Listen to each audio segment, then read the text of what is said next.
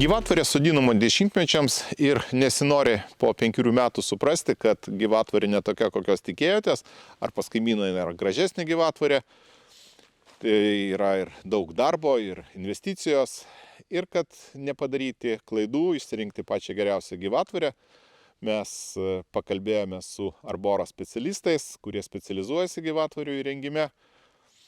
Ir jie papasakos apie gyvatvorių tipus, jų pritaikymo sklypui ir situacijai, apie tinkamiausius gyvatvoriai augalus, apie gyvatvorių sodinimą ir jų priežiūrą.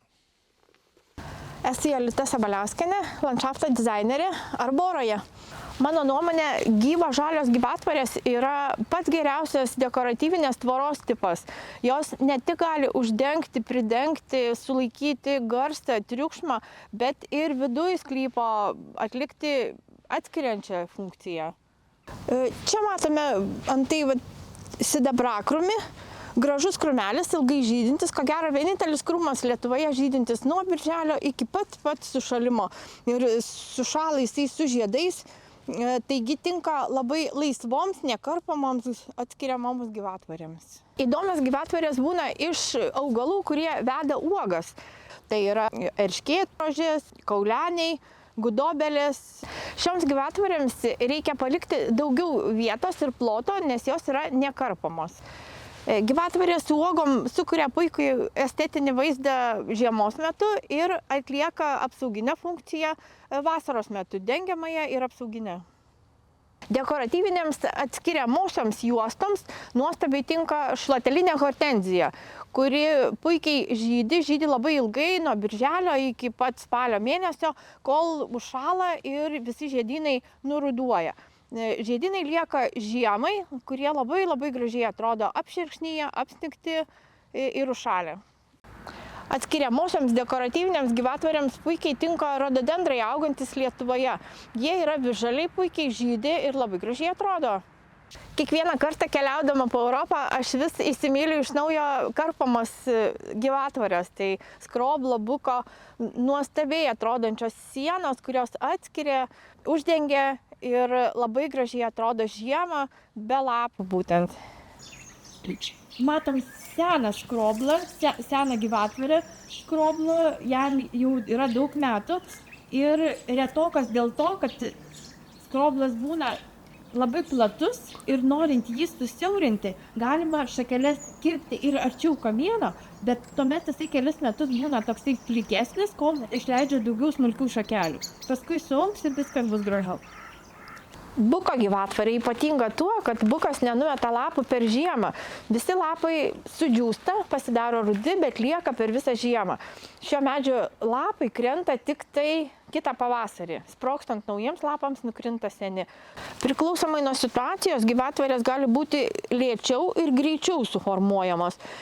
Lėčiau augtų kalninės pušys, įvairūs lapuočiai, kurie savaime patys augo ir formuojasi, o greičiau susiformuoja karpimo, formavimo aujantis augalai.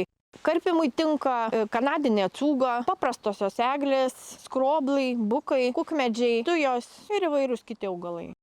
O čia matome kanadinę cūgą, kurios prieaugis per metus yra 50-60 cm, todėl ją dažnokai reikia pakirpti, norint suformuoti gražią, bet tai yra labai originali ir graži gyvatvorė. Būtent eglių formavimas yra kitoks. Eglės pirmiausiai auginamos į viršų iki reikiamo aukščio ir tik tada yra šalinama viršūnė. Šonai yra karpomi iš pat pradžių, kad būtų gražus ir tankus gyvatvorės priekis ir šonai, o viršus šalinamas tik vėliau.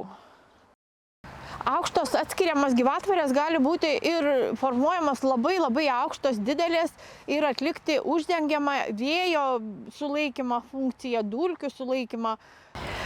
Gyvatvorės turi būti formuojamas nuo pat jų pasodinimo pradžios. Norint turėti gražią gyvatvorę, karpam jau jaunus augalus, kad jie suformuotų gražią lają ir daug šakelių. Universalių formavimo taisyklių tikrai nėra ir labai skiriasi kiekvienam augalui. Smaragdinių tujų, kurios palaiko, arba koloniškų tujų, kurios palaiko savo formą, karpyti iš karto net nereikia. Reikia palaukti, kol jos pasieks savo aukštį. Lapuočių karpimas šiek tiek dar kitoks. Nuo pat pradžių kerpam ir šonus, ir viršų, tam, kad lapuotis suformuotų daug šakelių apačioje ir neaugtų plikas. Tada auginame gražią, tankę gyvatvorę aukštyn. Įvairios gyvatvorės gali būti karpamos ir labai žaismingai. Štai sukarpytas Kauno botanikos sode šimtakojis iš būtent skroblo, pradėtas nuo pat mažumės, karpytas ir suformuojamas netgi gyvūnas iš augalų. Lėčiau augantis augalai, tokie kaip kukmedis, labai tinka įvairiam karpimui ir dekoratyviniam karpimui. Iš jų galima iškarpyti įvairias formas. Tai puikus pavyzdys, kaip išsikarpo ir žaismingos, įdomios formos. Žemai karpamos gyvatvorės gali būti kaip bordiūras, atskirimas prie dekoratyvinių augalų, prie dekoratyvinių takelių, augalų kompozicijoms atskirti, taip pat paformuoti erdvę sklype. Galima sodinti ligustrą, karpyti kaulenį, sodinti įvairias žydinčias gėles, susodinus vienodais atstumais, ilgomis eilėmis, gražiai atskirs ir gražiai žydės visą sezoną. Puikiai gyvatvorė gali išeiti ir iš vijoklinių augalų. Daugelis augalų vijoklinių yra žydintis, kai kurie iš jų turi ir labai malonų kvapą. Tik tiek, kad jiems reikalingos yra atramos. Žydėti gali raganės, visterijos, citrinvyčiai. Didelėse erdvėse, sodybose, dažniausiai medelynuose, kada reikia skirti didelius plotus, tai gali būti naudojami dideli augalai, aukštai augantis, tai yra maumedžiai, kaip matome, eglių sienos didelės. Mišrios gyvatvorės daugiau naudojamas papuošimui, sodinamas dažniausiai priekyje namo, kad atkreipti dėmesį, dažniausiai sodinasi žydintis augalai, derinant tiek su spygliuočiais, galima derinti su smilginiais augalais, tada sukuriant kažkokią atsikartojančią kompoziciją, kuri puošia, suteikia įdomumo, kažkokio ritmo ir apriboja erdvę. Aš esu Lina Marmaitė, apželdinimo specialistė ir papasakosiu jums apie gyvatvorinius augalus.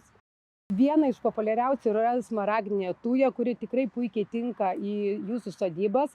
Jinai yra visžalė, auga iki 2,5 metro ir tom yra gera, kad mums tikrai nereikės laiko jos karpyti, jinai tiesiog yra nekarpama, tik tai mes galime kontroliuoti jos aukštį. Tai reiškia, jeigu mes norim, kad jinai būtų 2 metrai, tai mes ir karpame iki 2 metrų. Kas yra gerai smaragdiniai tujai, tikrai nereikli dirvai. Tiesiog turite, kokią turite gruntą, tokį galite sodinti. Nė vienas augalas nemėgsta užmirkimo. Jeigu yra labai molinga žemė, tai galbūt reikėtų smulkaus žvyro įsidėti ar smėlio, ar ne. Jeigu yra labai smėlinga žemė, taipogi atvirkštinį humuso daugiau reikėtų įsidėti. Bet smaragdinė tuja tikrai nėra reikli dirvožemiui. Vienintelės smaragdo trūkumas, kad jas labai mėgsta stirnos. Sodinkite ir nebijokite, nes yra tam tikri preparatai, kur galima jas nupurkšti ir stirnos jų tikrai nevalgys. Dar yra populiarus pasirinkimas, tai yra įvairios pušys, kalninės pušys, koloninės pušys ir taip toliau. Jeigu mes sodiname kalninę pušį, tai turėtų būti sklypas tikrai nedidelis, nes jinai neužims daug vietos sklypui. Bet jeigu mes pasirinksime koloninę pušį, tai mes turėtumėm atkreipti dėmesį, nes jinai auga metras ir daugiau. Bet vėlgi žmonės sako, užaugs iki 3 metrų, ką reikia daryti? Genėti. Kiekvieną pavasarį išaugant naujiems pumpurams, tai juos reikėtų patrumpinti iki pusės. Tai galėtume daryti kasmečiui. Vienais metais patrumpinat, kitais ne. Ir jūs visą laiką galite kontroliuoti pušies plotį ir aukštį. Labai gražus augalas tai yra kukmedis. Jis yra labai struktūriškos formos, labai gražią lają koloniją sudaro, tikrai lėtai augantis. Ir ką galima daryti, kontroliuoti jos aukštį. Jeigu mes norim mini tvorelės, mes dabar kalbam visą laiką tik tai apie aukštą tvorą, kad mums užsidengti nuo kaimyno ar ne, ar tiesiog nuo vėjo. Bet kukmedį galėtumėm sodinti ir turėti kaip mini gyvatvorę. Jeigu mes norime savo sklype matyti žydinčią gyvatvorę, taigi galime pasirinkti iš sedulų. Tikrai sedulų labai įvairių formų yra. Nuo koloninių, nuo krūminių formų ir puikiai kai kurios formuojamos. Sedulos tikrai nereiklios dirvai, vėlgi reikėtų atkreipti, ar tai molinga vieta, ar smėlinga, tiesiog paruošti prieš sodinant visus dekoratyvinius augalus gyvatvoriai. reikėtų pasigerinti žemę, tai reiškia prieš sodinant įsikasti ir įsidėti humuso.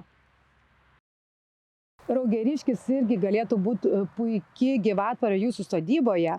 Kuom jisai yra gražus? Žiemą, kaip matote, rudenį jūs turite nuostabias uogas, o vasarą jūs galite pasirinkti įvairią lapiją. Tai gali būti nuo žalio atspalvio, raudono ar geltono. Aukštis lygiai taip pat, jūs galite visą laiką jį reguliuoti. Tik turėkite omeny, kad jūs neturėsit iki 2,5 metro aukščio gyvatvorės. Raugeriškis auga nuo metro iki 1,50 m. Kas nebijote lapų, bet norėtumėte turėti tikrai gražias uogas rudeniui ir tikrai gražų vaizdą, kodėl nepasisodinus šermukšnio gyvatvorę. Tai labai graži linija, dekoratyviniai šermukšniai, gražus kolonija, jos galėtų būti uogos ir baltos, ir raudonos, ir geltonos. Na, jeigu rinktumėmės, kokią spalvą norėtumėm matyti savo sklype, tai puslenis. Jūs visi žinome, kad tikrai ryškiai raudonos spalvos ar ryškiai geltonos spalvos lapai, tai galėtų būti pati ryškiausia gyvatvorė. Tai kodėlgi nepasisodinus netgi atkarpom? Raudona, geltona. Galima lygiai taip pat derinti. Jų aukštis vienodas, jie tikrai atsparus ir lygoms, tik turėkite omeny, kad jie numeta lapus žiemą. Kalbant apie tinklinės tvoros uždengimą, tai jeigu sklypas labai siauras ir jūs neturit galimybę pasisodinti tūją ar hortenziją ar kitų augalų, tai galėtumėt pagalvoti apie vijoklinius augalus, kaip visžalė gebenė, kaip yra įvairiausių raganių, jos ne visžalės, bet taipogi, ar vinvytį triskiautį, tikrai daug yra vijoklinių augalų, kuriuos jūs galite naudoti savo tinkliniai tvorai. Eglutės taipogi puikiai gyvatvorė. Jeigu jūs turit labai didelius plotus, turi didelės sodybas, jos pamiškėse, tai puikus derinys žaliaskarė eglutė. Kuom jinai patogi, pasodinot ir pamiršot. Aišku, jeigu jūs norite turėti gražią formą, vėlgi turėtumėt karpyti ir tai turėtumėt daryti kartą arba 2 į metus. Dar kas galėtų būti labai įdomu iš eglių, jeigu jūs turite gyvatvorę, tai ją formuoti ar bangos formą, ar kažkokius tai turėti kvadratus. Kas nenori turėti vienos linijos gyvatvorės kaip smaragda, ar pušis, ar kadagė, ar dar kažkokie kiti augalai, tai labai smagus ir linksmas derinys jūsų sodyboje galėtų būti gyvatvorė iš įvairių augalų. Tai jūs galite imti ir visžalius, ir žydinčius derinti. Pavyzdžiui, jūs pasisodinat, jeigu hortenziją, jūs galite pasisodinti pušį. Tai labai bus prabangi gyvatvorė. Jūs turėsite koloną ir jūs turėsite gražų krūmą žydinti. Jeigu jūs pasisodinsite, kas yra dar gražu, mes neapkalbėjome apie lanksvas. Jų yra begalės formos, begalės žiedai, baltašakė lanksva, tai yra puikiai gyvatvorė, taipogi jūsų sklype, tik tai gal reikėtų daugiau vietos, bet mes ją vėlgi galima derinti ar su kukmedžiu, ar su kadagiu, su įvairiais augalais. Tai labai gražu pagalvoti, kad turėti įvairesnę liniją, įvairesnę gyvatvorę. Jeigu mes norim pasodinti įvairių augalų liniją, tai kas labai klausimas kyla, kaip reikėtų sureguliuoti dirvožemį. Tai nesunku būtų į kiekvieną duobę iškasant paruošti tam augalui tam tikrą gruntą, bet, kaip žinom, ir lanksva, ir hortenzijom reikėtų rūgščios žemės, ar kadagys jos nėra, jie labai reiklus. Tai manau, tikrai jūs sklype neturit žvyro ar kažko, vis tiek gruntą jūs turite tikrai nuostabų ir tiesiog sodinti. O kaip prižiūrėti augalus, jau tada reikėtų žiūrėti su trąšom. Pavasarį, kas ką mėgsta, ko daugiau patręšti, ką mažiau patręšti. Ir tam mes tikrai turėsim dekoratyvę gyvatvorę. Dar kas labai populiaru, tai į gyvatvorę iš įvairiausių smilginių augalų. Galite naudoti miskantus, galite naudoti lendrūnus, galite soras, tikrai begalė yra smilginių augalų, kuriuos jūs galite lygiai taip pat sodinti gyvatvorę. Juos galite derinti taip pat su hortenzijom, kas irgi bus gražu. Jūs turėsit ir žydinti augalą, ir žydinčią smilgą rudenį. Kaip nekeista, matome bambuko gyvatvorę. Tikrai labai gražu ir žalia, bet Lietuvoje labai atsargiai reikėtų galvoti apie kai kuriuos augalus sodinant gyvatvorę, nes ne visi žiemoja. Ir kai kuriuose vietose gali tikrai nukentėti, nušalti ir būti labai nedekoratyvūs. Tai bambukai, lauravišnės, bugieniai ir kiti jautrūs augalai. Dažnai žmonės prašo įvairių gyvatvorių iš kadagių. Turim puikų pavyzdį, yra kininis kadagys, bet ne iš visų kadagių įmanoma gražiai iškarpyti. Kadagio karpimas yra sudėtingesnis, todėl šliaužiantis kadagiai būtent gyvatvoriams nelabai tinka, nes reikia mokėti jį formuoti, o ne visiems tas išeina. Galima rinktis ir kadagius. Tikrai žmonės juos mėgsta, bet dažnai jų nepatariam. Todėl, kad jeigu sniego gausa, kaip ir mes matom šį rytą iškrito sniegas, kadagių šakelės yra labai liaunos ir jas labai išlaužo sniegas. Tai žiemai reikėtų daugiau priežiūros joms aprišti, apvynioti. Tai aš nežinau, ar mes norėtumėm tai daryti savo sodyboje. Sodinant ir formuojant gyvatvorės labai reiktų atsižvelgti į tai, kaip jos atrodys vasarą ir žiemą. Matome žirmedį, kuris puikiai atrodo vasarą, gražus lapelis, labai gražiai geltonai žydi, puikiai viską dengia, bet nukritus jo lapeliams žiemai jis tampa permatomas, todėl reiktų labai galvoti, kokias rūšis sodinti.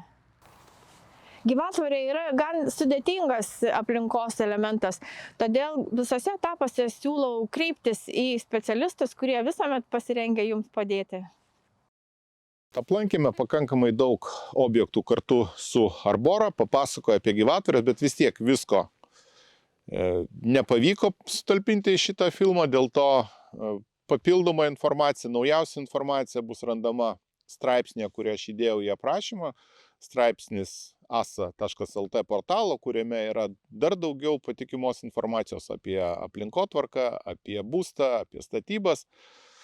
Na ir jeigu patiko, spauskite like, dešinėje pusėje prenumeratos mygtukas. Sėkmės, iki.